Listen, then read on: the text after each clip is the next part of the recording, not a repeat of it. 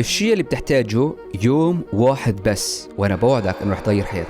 قبل ما ندخل بهذا الفيديو خلينا نعرف لمين هذا الفيديو. اذا انت بتشتغل او بتدرس او اذا انت ما عندك ولا اي شيء تساويه، هذا اليوم راح يساعدك وبشكل رهيب. وانا سويت لك اياها بطريقه كتير سهله لحتى انت تساوي كل الشغلات اللي بدي احكي لك عنهم من دون ما تحط ضغط عليك. هذا اليوم فيه 4 قواعد لازم تتبعها. اول شيء انه انت تكون اناني وما تفكر بولا اي حدا غير انت. 2 اذا بديت حط ببالك مستحيل تقدر ترجع. 3 ما بتقول ولا اي شخص ايش رح تساوي بهذا اليوم. 4 ما بتستنى ولا اي شيء خارجي لحتى بتبدا من الشغلات اللي انت عندك اياها بالبيت حاليا. اول شيء حكيت لك عن استراتيجي اذا انت عملتها رح تساوي 10 اضعاف الدراسة او الشغل اللي انت عم تشتغله، وهذا الشيء بيعني اذا انت عملت يوم واحد معناتها انت عملت يوم واحد ل10 ايام. واستوعب ايش يعني اذا انت عملت سنة واحدة بالشيء اللي عم بحكي لك اياه، مثل كانه انت انجزت 10 سنين لقدام. الشغله رقم 2 رح اعلمك شلون تخلي عقلك يرتاح وما يفكر لحتى انت بس تعمل فعل. وصدقني الشيء اللي انا بحكي لك اياه انا عملته او عم بعمله هلا قسما بالله، وهذا الشيء رح يخليك تنجز اكثر بمليون مره من قبل، وهذا الشيء رح يخليك ترتاح بشكل رهيب وانت عم تشتغل او عم تدرس. 3 رح احكي لك اسراري الشخصيه يلي انا ما حكيتها ابدا على اليوتيوب. 4 رح احكي لك الشغلات اللي انا بسمعها لما بشتغل لحتى اشتغل اكثر واروق اكثر. اذا انت جديد مرحبا، معك اخوك كزاز، وانت دخلت على اقوى قناه بالوطن العربي كلياته بتحكي نصايح بس للشباب. نحن هون 1,300,000 اخ مو متابع، عم نتعلم كل شيء عن طريقه التفكير، شلون منطلع مصاري اكثر، عن الجسم وعن العلاقات وعن اي شيء بخص الرجال ما في ولا اي شخص بيحكي فيهم. لما كان عمري 15 سنة ماتوا كتير عالم قدامي وماتوا كتير رفقات، وكنت عايش بالحرب من دون أكل ومن دون كهرباء وبدون مي. بعمر 23 سنة صرت مليونير. كان في غصة جواتي بالرحلة كلياتها هي ما حدا ساعدني، وقدرت أوصل للشيء اللي أنا عندي إياه هلأ حاليا لحالي.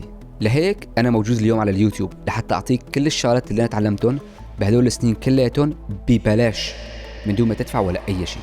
إذا بدك تكون جزء من الرحلة وواحد من العيلة، اضغط على السبسكرايب اللي موجود تحت. هلا قرب اعطيني ضمه. شلون بعرف ضمتني؟ حط سبسكرايب هلا. 1 2 3. ارجل شخصيه بالكواكب. هلا خلينا نبلش بالفيديو.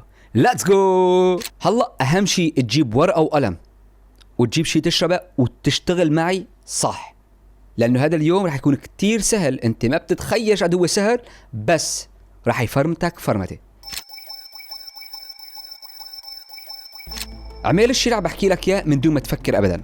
اول شيء اختار رقم من هدول الارقام، 4 الصبح، 5 الصبح او 6 الصبح. وحده من هدول كتير منيح. احسن شيء تفيق 4 الصبح.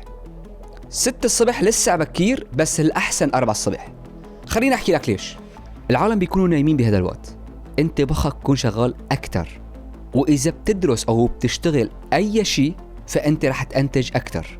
الزيادة عن هيك روتين سيدنا محمد كان فيه الساعة 4 الصبح ويصلي الصبح ويبلش شغله. طيب شو بتساوي هذا الموضوع؟ أنا بعرف جوز أنت عندك مشكلة ما بتقدر تفيق وتنام كل يوم بكير. 2 بتقوم من التخت مباشر وما بتتفرج لا على الموبايل ولا بتتصفح ولا بتشوف أي مسج. خلصت. الشيء اللي أنت عم بتساويه هون أنت عم بتجهز حالك لهذا اليوم، وإذا أنت ريحتك طيبة ومتحمم ولابس لبس نظيف صدقني الشعور اللي بدك تشعره مو طبيعي. 3 صلي او تأمل او سوي التنتين سوا.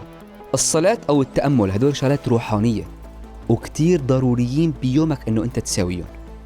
انا مالي شيخ عليك، انا كنت قبل بس اتأمل، صار لي فترة عم بصلي، وانا ما رح احكي على هذا الموضوع، ما بدي افرجيكم انا شيخ.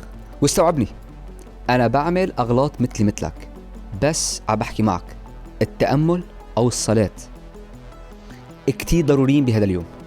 بعد ما تخلص بتساوي فنجان شاي ومو قهوة، انتبه، لأنه بالوقت هاد انت صليت تأملت سويت هدول الشغلات كلها انت ما أخذ معك نص ساعة أو 20 دقيقة. فإذا شربت قهوة الستريس رح يعلى كتير، فأنت ما بتشرب قهوة بهذا الوقت. أول شيء بتشرب شاي، بعد ساعة الفنجان الثاني فيك تشربه واللي هو قهوة. 4 وانت عم تشرب فنجان الشاي بتحط ورقة وقلم، واستوعبني كتير منيح. ايش هن اهم 3 شغلات انت لازم تساويهم بهذا اليوم؟ السبب عقلك ما بحب يفكر وبده الشغلات تكون جاهزة لعنده، لهيك إذا أنت بتشتغل عند العالم فهن بيحطوا لك خطة أنت تمشي عليها وأنت ما في داعي تفكر. إذا فكرت أو إذا معلمك بالشغل ما بحط لك خطة معناتها هو ما عم بيعرف الشيء اللي بده إياه. أنا لما اشتغلت عند H&M كانوا حاطين لي بالضبط الساعات اللي أنا لازم أشتغل فيها وين وإيش لازم أساوي، لأنه هي شركة كتير كبيرة. أنت لازم تساوي نفس الشيء مع حالك. أول ما بتفيق الصبح حطيت أهم 3 شغلات، هلأ منتقل لشغلة رقم 5. طلع على الورقة يلي أنت كتبت فيها الشغلات اللي أنت لازم تساويها، وبلش بأصعب شغلة لازم تساويها بهذا اليوم. ما بتبلش بأسهل شيء، أصعب شيء، ومن دون ما تفكر مباشر بتعمل فعل. أنا بعرف عقلك رح يقول لك لازم نساوي كذا، لازم نستنى كذا، ما بتستنى ولا أي شيء، بتبلش مباشر. أول شيء إذا الشغلة كتير صعب عليك إنه أنت تساويها بتبلش فيها بأجزاء. إذا أنت بدك تاكل خروف كبير هل أنت رح تقدر تاكله كله؟ لا. بنفس اليوم أكيد لا إذا كان كتير كبير، بس إذا أنت وحش أكيد بتاكله، بس هذا دماغك وحش، أنت إنسان. فأنت لازم تاكل الخروف الكتير كبير على أجزاء صغيرة. فالشيء اللي أنت بدك تساويه الكتير كبير والكتير صعب بتجزئه كأجزاء صغيرة لحتى أنت تنفذ جزء جزء. بعد ما جزأته لأجزاء كتير صغيرة هون السحر، بتحط منبه 45 دقيقة وبتبلش بالشيء اللي أنا حكيت لك عليه. بعد ما تخلص ال 45 دقيقة بغض النظر أنت إيش أنجزت، بس اعمل الشغل، إن كان دراسة أو إن كان مثلا شيء أنت بدك تتعلمه مهارة جديدة أو كتاب إلى آخره، هذا بالنسبة لك شغل أو دراسة بتعمله 45 دقيقة بس. بعد هدول 45 دقيقة بيرن المنبه، بتحط 7 دقائق بس بتتنفس، بتقعد بمكان هادي وبتتنفس هيك وبتحفظ النفس. اوكي، بتحبسه شوي بعدين بتطالعه، بتحبس النفس كمان لما بيطلع اخر شيء، بتطالع كل الهواء وبتحبس، بعدين بترجع على هذا ومثله 7 دقائق بس. لما بتاخذ النفس خده بسرعة، ولما بتطالع النفس طالعه بسرعة. هذا الشيء رح يطالع الانرجي عندك بشكل رهيب، وانا هذا ما رح احكيه ولا لاي شخص. حط منبه تاني 45 دقيقة بعد ما سويت الشيء اللي انا حكيت لك عنه، وبس رن المنبه عندك 7 دقائق فيك تساوي اللي بدك يلي بدك، وانا رح احكي لك ايش هو السبب يلي نحن عم نساوي هيك. بعد هدول ال7 دقائق بتساوي منبه رقم 3 وكمان 45 دقيقة، وبس خلص عندك 7 دقائق فيك تسمع الغنية يلي انت بتحبها او الشيء اللي انت بتحبه. بس 7 دقائق. اذا بدك تشتغل اكتر من ساعتين فيك تاكل موزة واحدة او تاكل اي شيء خفيف وتبلش تشتغل مرة تانية. بعد عن السكر وبعد عن الزيوت وبعد عن كل الشغلات اللي ما صحية. وجبة صغيرة. وانا للصراحة بصوم اكتر من 8 ساعات بيومي، لانه انا لما باكل ما بقدر اركز 100%. لهيك انت كمان لازم تصوم اقل شيء 4 ساعات من اول ما بتفيق لحتى تنجز اكتر بكتير من 3/4 العالم يلي بعمرك، لانه هون التركيز على شغلة واحدة بس. السبب هو انه لما انت عم تشتغل وبتعطي لحالك راحة فانت محتاج دوبامين، واذا انت عم تشتغل شيء كتير صعب عليك فعقلك بده ياخذ دوبامين، لانه انت هلا متعود على السوشيال ميديا وانا بعرف الشيء عم يصير معك، فمشان ما تحك مشان ما تروح من هون لهون كذا، فبتعيف ال7 دقائق هي تجي وعندك 45 دقيقة لحتى تنجز، وبعدها فيك تساوي اللي بدك. بعد ما انت سويتها 3 مرات انت بتكون اشتغلت 2 ساعة و15 دقيقة بتركيز تام. وصدقني ما في ولا اي شخص هلا حاليا بعمرك عم بيشتغل بهذا التركيز. اذا الشيء اللي انت بدك تساويه اكثر من 2 ساعة و15 دقيقة شغل باليوم فيك تساويه، بس انا ما بنصح. بس بهذا اليوم بدي منك تتبع هذا الشيء اللي بحكي لك عنه. شغلك يكون او الشيء اللي انت بدك تساويه بس 2 ساعة و15 دقيقة باليوم كلياته. انا بعرف بالنسبة لك تقول شلون هيك مستحيل انا انجز بهدول 1.5 ساعة. صدقني بس تخلص هذا اليوم راح احكي لك شغلات هلا تساويها انت بنفس اليوم. الشغله رقم 6، بعد ما خلصت اصعب شيء انت لازم تساويه بهذا اليوم، بتعمل حالك وبتطلع على النادي 45 دقيقه بس، ما بتروح ساعات على النادي، 45 دقيقه وبس. اذا ما عندك نادي وما عندك الامكانيه لحتى تروح على النادي، بتساوي تمرين 30 دقيقه بالبيت. فيك تعمل سكوات، وفيك كمان تعمل ضغط، وفيك كمان تعمل بول اب. بتحط منشفه على الباب وبتطلع، بس تتمرن 30 دقيقه بس بالبيت. بتعين منبه لما بتدخل على النادي 45 دقيقه ورح تطلع من النادي. ما بتعقد الموضوع، بتساوي الشيء اللي بحكي لك اياه من دون ما تفكر. ترجع على البيت بتتحمم، وهون اذا عندك شغل لازم تساوي، بتروح على الشغل تبعك، واذا انت عندك مدرسه بدك تروح عليها فيك تروح عليها. او اذا انت ما عندك شيء تساوي بعد التمرين، اعمل اللي بدك بهذا اليوم. اذا جنبك بحر روح اتمشى فيه، اذا عندك رفقات روح اطلع معهم، اعمل اللي بدك. ايش بدك اعمل بهذا الوقت. قبل ما تنام بساعتين بترجع على البيت، والشيء اللي بدك تساويه عندك ساعه تجهز حالك لحتى كل شيء يكون مطفي، وتكون انت بالتخت.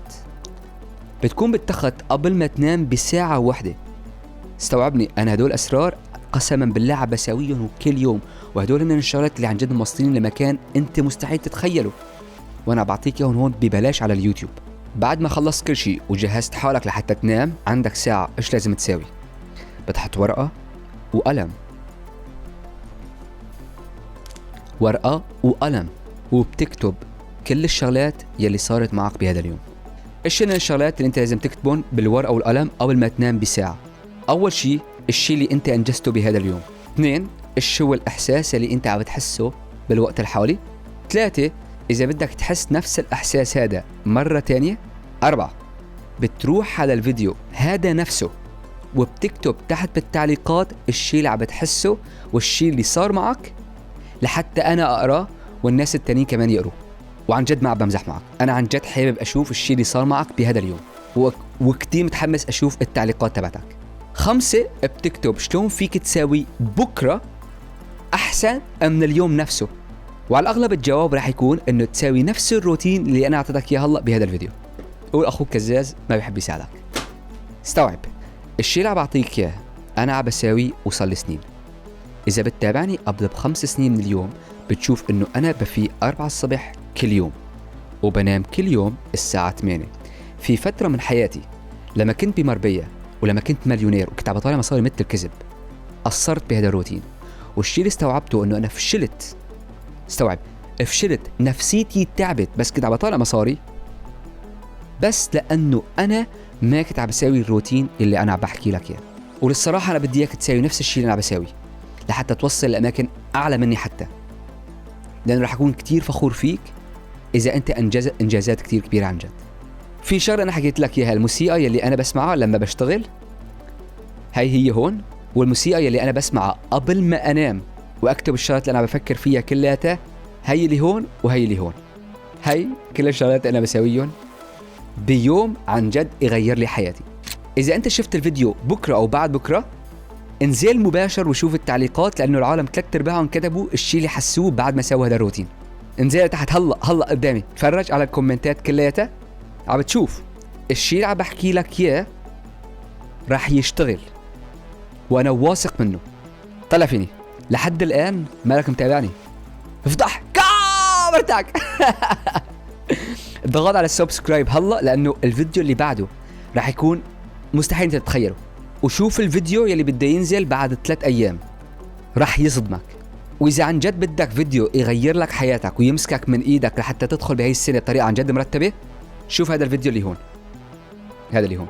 ولا تنسى انه انت اخوي الاصلي، وانت سوبر سكسي.